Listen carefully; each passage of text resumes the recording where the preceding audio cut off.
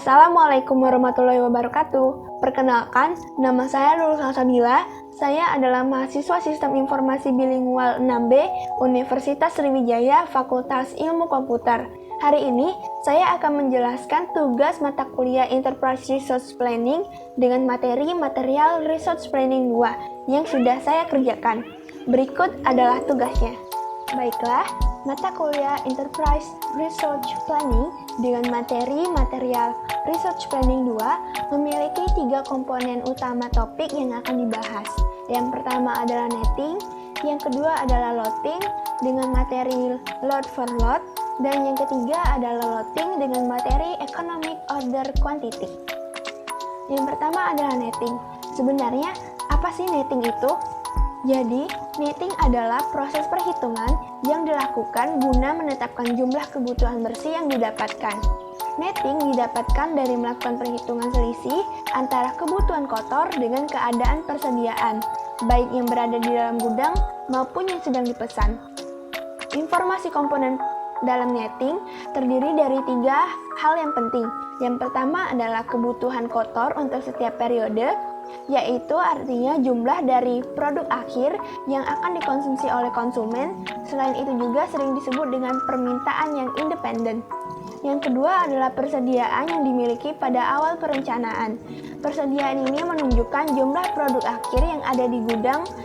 Jadi, sedangkan rencana penerimaan adalah jumlah produk yang akan dihasilkan pada perencanaan periode sebelumnya. Yang ketiga adalah rencana penerimaan untuk setiap periode perencanaan, yang artinya jumlah produk yang akan dihasilkan pada perencanaan periode sebelumnya.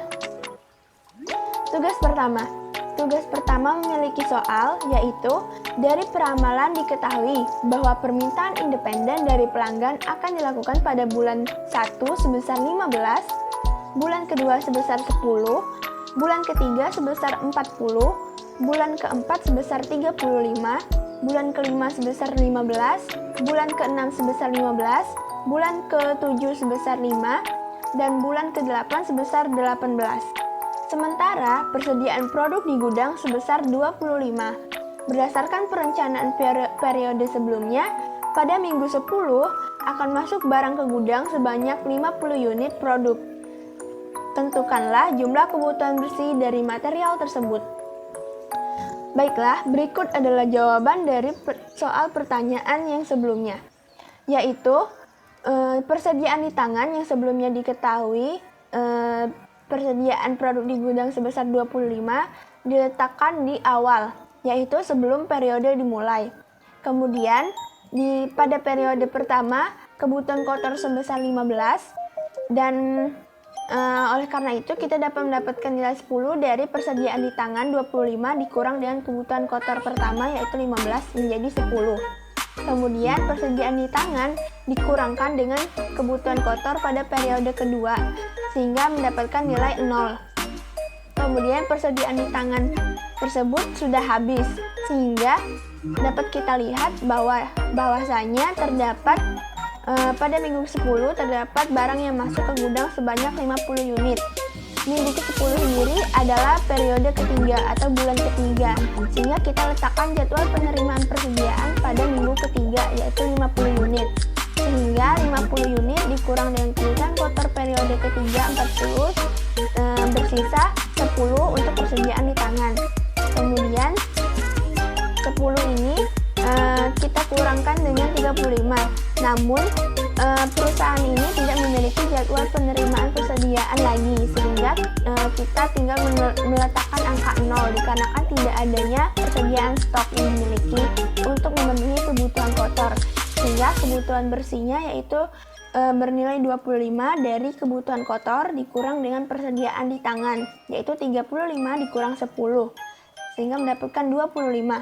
Kemudian begitu juga dengan 15, kita tidak mempunyai persediaan di tangan dan jadwal penerimaan persediaan, sehingga tinggal langsung dibuat saja di periode kelima 15, periode keenam 15, periode ke-7 5, dan periode ke-8 18. Sehingga apabila disimpulkan, hasil total dari peramalan netting atau kebutuhan bersih yang akan didapat yaitu sebesar 78 dengan rincian pesanan masuk sebanyak 50 buah pada minggu ke-10 atau bulan ketiga, dan persediaan di tangan sebesar 25 di awal sebelum masuk ke minggu produksi. Kemudian kita akan mencoba perhitungan netting menggunakan safety stock.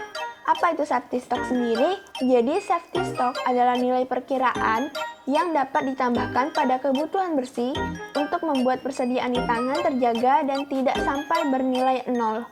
Perkiraan safety stock di sini saya letakkan bernilai 2. Sehingga tabel yang terbentuk adalah sebagai berikut. Kebutuhan persediaan di tangan sebelum masuk minggu periode adalah 25, kebutuhan kotor 15, persediaan di tangan dikurangi kebutuhan kotor minggu pertama 10, kemudian persediaan di tangan dikurangi dengan kebutuhan kotor periode kedua yaitu 0, kemudian terdapat jadwal penerimaan persediaan pada minggu ketiga yaitu 50 unit, dikurang dengan kebutuhan kotor 40 sehingga tersisa 10, kemudian jadwal penerimaan persediaan sudah tidak ada lagi sehingga kebutuhan kotor harus dikurang dengan persediaan di tangan sehingga mendapatkan kebutuhan bersih 25. Nah, karena kita menggunakan safety stock atau persediaan di tangan yang diperkirakan harus dimiliki oleh perusahaan atau produksi yaitu sebanyak 2, maka 25 ditambah 2 sama dengan 27 untuk minggu keempat, yaitu kebutuhan bersihnya. Kemudian di periode minggu kelima yaitu 17, yaitu dapat dari minggu kelima 15 ditambah 2 yaitu 17. Kemudian pada minggu ke-6 15 ditambah 2 yaitu 17 juga. Kemudian kebutuhan kotor minggu ke-7 ditambah 2 yaitu 7. Kemudian kebutuhan kotor di minggu ke-8 18 ditambah 2 sama dengan 20. Kemudian yang kedua materi kita yaitu loading, atau yang di sini metode yang digunakan adalah load for load. Apa sih metode load for load itu?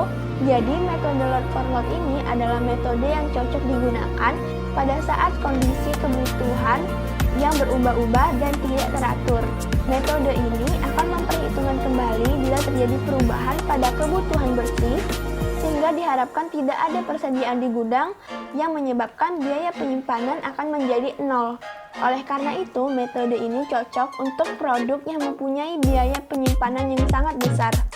Load for load ini memiliki nilai kebutuhan bersih yang sama dengan ukuran lot untuk menetapkan tidak adanya persediaan di gudang, sehingga biaya penyimpanan akan menjadi 0. Baiklah, berikut adalah latihan untuk load for load, di mana kebutuhan bersih yang sudah ditentukan yaitu pada periode pertama berjumlah 10, periode kedua adalah 28, periode ketiga adalah 50, periode keempat adalah 15, periode kelima adalah 46, periode ke-6 adalah 63, periode ke-7 adalah 20, periode ke-8 adalah 50, periode 9 adalah 12, periode 10 adalah 90, dan periode 11 adalah 25, dan yang terakhir periode 12 adalah 15. Ukuran kebutuhan bersih ini akan sama dengan nilai ukuran lotnya dikarenakan seperti yang kita jelaskan tadi, load for load memiliki nilai kebutuhan bersih yang sama dengan ukuran lot untuk menetapkan tidak adanya persediaan di gudang sehingga biaya penyimpanan menjadi 0. Oleh karena itu, biaya penyimpanan atau persediaan menjadi 0 karena kebutuhan bersih nilainya sama dengan ukuran lot. Sehingga persediaan atau biaya persediaan di periode 1 sampai dengan 12 yaitu 0. Kemudian yang ketiga adalah loading dengan metode Economic Order Quantity atau EOQ. Jadi apa itu EOQ? EOQ adalah metode yang digunakan pada saat jumlah pemesanan dilakukan dalam jumlah besar, sehingga penentuan lot juga dapat mencakup biaya pemesanan dan biaya penyimpanan. Kapan metode EOQ digunakan? Metode ini dapat digunakan ketika pola permintaan kebutuhan bersifat terus-menerus dan tingkat kebutuhan yang konstan. Berapa ukuran LOT itu sebenarnya? Jadi, ukuran LOT akan selalu sama dengan periode pemesanan yang berbeda. Rumus EOQ sendiri adalah akar 2DK dibagi H. D adalah total kebutuhan dalam satu periode, K adalah biaya pemesanan setiap kali pesan, dan H adalah biaya penyimpanan atau unit produk atau periode. Berikut adalah contoh latihannya. Jika diketahui biaya penyimpanan produk X sebesar 700 per unit per periode dan biaya pemesanan sebesar 2.500 per pesan, dengan estimasi kebutuhan konsumen bersih konsumen seperti di bawah ini, tentukan besarnya nilai LOT dan pergerakan jumlah persediaan produk X tersebut menggunakan teknik LOT EOQ. Kemudian kita harus mencari dulu untuk jumlah persediaan yang dibutuhkan dengan menggunakan rumus EOQ sama dengan akar 2 DK dibagi H. EOQ sama dengan akar 2 dikali 324 yang didapat dari jumlah kebutuhan bersih atau jumlah total kebutuhan bersih dari periode pertama hingga periode ke-12, yaitu 30 ditambah 24 ditambah 0 ditambah 28 ditambah 54 ditambah 23 ditambah 10 ditambah 15 ditambah 29 ditambah 45 ditambah 26 dan ditambah 40, sehingga mendapatkan nilai 324 dikali dengan 2.500 yaitu biaya pemesanan tadi, dibagi dengan 700 yaitu biaya penyimpanan produk X, yaitu 700 per unit, sehingga ketika kita operasikan mendapatkan angka 1.620.000, sehingga dibagi dengan 700 biaya penyimpanan mendapatkan angka 2.314, dan ketika kita akarkan mendapatkan nilai 48,10405 yang jika kita bulatkan ke atas akan bernilai 49. Jadi dengan LOT sebesar 49 maka pemesanan akan dilakukan sebesar 49 apabila jumlah kebutuhan bersih untuk beberapa periode akan datang mendekati 49. Berikut adalah jawaban untuk tabel dari soal sebelumnya. Kebutuhan bersih sudah ditetapkan dari periode pertama dan ke-12, kemudian kita masukkan ukuran LOT yang sudah kita cari tadi, yaitu 49. 49 ini dimasukkan ke periode pertama, sehingga mendapatkan persediaan pada periode pertama yaitu 19. Kemudian di periode kedua adalah 49 lagi, sehingga mendapatkan 44. Dari 19 pada persediaan periode pertama, ditambah dengan ukuran lot pada periode kedua, dan dikurang dengan kebutuhan bersih pada periode kedua dan mendapatkan persediaan sebanyak 44 untuk periode kedua. Kemudian 44 dikurang dengan kebutuhan bersih pada minggu ketiga yaitu 0 mendapatkan 44. 44 dikurang dengan kebutuhan bersih pada periode keempat yaitu 28 mendapatkan 16.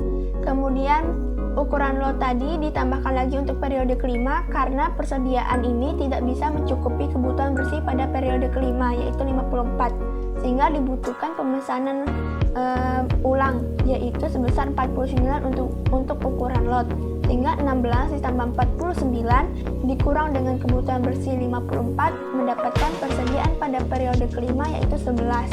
Kemudian 11 ini juga ditambah dengan 49 dikarenakan tidak bisa mencukupi kebutuhan bersih pada periode ke-6, sehingga 11 ditambah 49 dikurang dengan 23 mendapatkan persediaan pada periode ke-6 yaitu 37. Kemudian 37 dikurang dengan 10 karena persediaan mencukupi untuk memenuhi kebutuhan bersih, sehingga bisa langsung dikurangkan saja tanpa menambahkan ukuran lot menjadi 27.